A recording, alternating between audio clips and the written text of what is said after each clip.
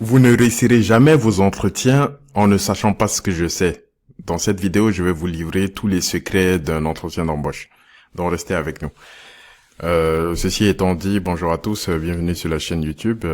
Pour ceux qui sont pas encore abonnés, n'hésitez pas à vous abonner. Et pour nos fidèles abonnés, n'hésitez pas à continuer à nous suivre, hein, parce que moi je délivre en fait du contenu qui a de la valeur. Et donc, parlant d'entretien, justement, j'ai eu beaucoup de questions d'amis ou de personnes venant d'autres secteurs qui me disent qu'ils n'arrivent pas à passer leurs entretiens d'emploi, que ce soit en CDI ou tout autre statut. Justement, moi, j'ai décidé de faire cette vidéo-ci pour vous livrer de la valeur, notamment sur comment passer vos entretiens et les réussir du premier coup, quoi. Parce que moi, ayant passé des centaines d'entretiens, d'ailleurs, que ce soit en tant que Scrum Master ou Project Manager, je suis en mesure de vous donner en fait les tips and tricks qui vous permettent de passer vos entretiens assez facilement. Parce que là, justement, ce que j'ai remarqué, c'est que les gens, premièrement, les gens, quand ils viennent en entretien, ils viennent avec des idées reçues ou un speech déjà préparé. Là, c'est le truc à ne pas faire. Si vous voulez passer votre entretien, la première des choses déjà qu'il faut prendre en compte, j'ai mes notes ici écrites, être charismatique. Donc déjà ça c'est le premier point à prendre en compte. Être charismatique, je veux dire quoi par là, montrer de la présence, montrer que vous êtes là, que vous en voulez, que vous êtes motivé pour ce poste-là et que vous certainement vous allez apporter de la plus-value en fait. Aucun client ne va recruter quelqu'un qui va se reposer sur ses lauriers ou en tout cas qui va pas répondre aux besoins. Essayez de montrer en fait que vous allez donner encore plus que ce qui a été défini dans l'offre de poste. En fait, c'est par là que je veux dire être charismatique. En fait, c'est pouvoir déjà montrer votre aisance, que ce soit sociale, professionnelle, ou aussi de pouvoir être en mesure de montrer que vous êtes un candidat en fait pas comme les autres. Et donc ça c'est le premier point, être charismatique. Deuxième point, c'est de bien préparer son entretien. Donc ça c'est le deuxième point.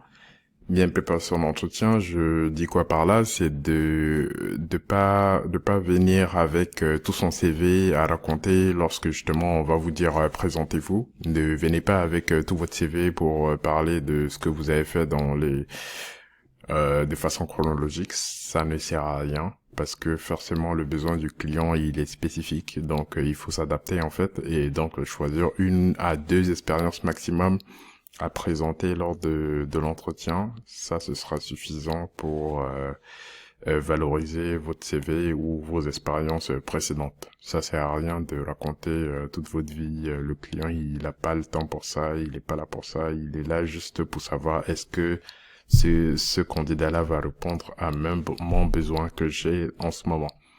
Et donc forcément cibler en fait ce que vous voulez parler, ce sur quoi vous voulez parler, et en fonction de ça vous allez pouvoir vous démarquer. Ça c'est le deuxième point. Le troisième point c'est l'analyse en fait des requirements. Donc quand je parle de requirements, bon c'est assez vague, mais je parle de ce que le client il attend de la part d'un candidat. Et ça se prépare pas à l'avance. Parce que les offres d'emploi sont assez génériques, par contre, par définition. Et donc, il vous dit, ok, je veux quelqu'un qui fasse ci, je veux quelqu'un qui fasse ça. Mais quand il va vous présenter, en fait, comment ça se passe, en fait, dans son équipe, en fonction de ça, vous allez prendre des notes et vous dire plus tard, ok, en fonction des notes que j'ai prises, j'ai des réponses à tous les points qu'il a posés. Et donc, je vais me dire que sur tous ces points-là, j'ai par expérience déjà des solutions qui vont lui permettre en fait d'avancer sur ces points-là. Et même pas juste des solutions, mais au-delà des solutions. Donc, c'est-à-dire que vous allez présenter aussi des exemples concrets qui vous permettent de dire aujourd'hui, j'ai tel type de scénario, par exemple, qui vous ont permis de pouvoir répondre à ces solutions-là de façon concrète. Donc, ne restez pas juste vague. Prenez des exemples concrets, pardon, qui vont vous permettre, en fait, de pouvoir rassurer le client, notamment dans sa façon de pouvoir vous évaluer, vous. Donc, c'est exactement le point. Et donc là c'est une vidéo assez courte que je fais hein, pour juste vous expliquer en fait comment passer les entretiens parce qu'il y en a plusieurs là qui ont du mal en fait à passer leurs entretiens. Donc moi pour rester humble quand même les derniers entretiens que j'ai passés, je pense que les 10 derniers entretiens que j'ai passés, j'ai été retenu. Donc, c'est-à-dire que les clients étaient favorables pour que je commence la mission avec eux. Donc, c'est-à-dire que je commence la semaine d'après ou 2 semaines après. Donc, je vous dis pas des idées en l'air. Je vous parle par expérience.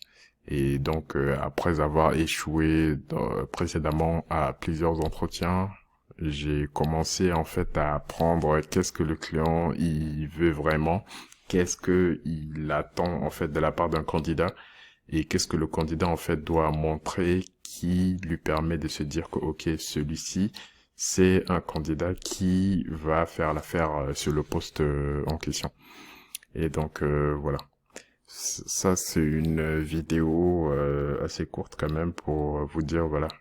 Si vous voulez préparer vos entretiens, concentrez-vous sur ces 3 points-là. Et ensuite, je pense qu'il n'y aura pas de souci sur le passage d'entretien. Merci. N'hésitez pas à vous abonner à la chaîne. Et puis, on se dit à bientôt. Au revoir.